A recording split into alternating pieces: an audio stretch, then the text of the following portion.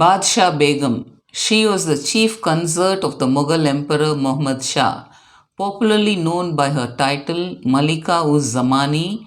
She was a well educated, intelligent, and had been instructed in the nuances of the ruling and diplomacy. She had commissioned mansions in Jammu in typical Mughal style and laid the foundations of pleasure gardens on the banks of the Tavi River as a dowager's empress even after the death of emperor. She was considered to be the queen of the age. Thank you for watching.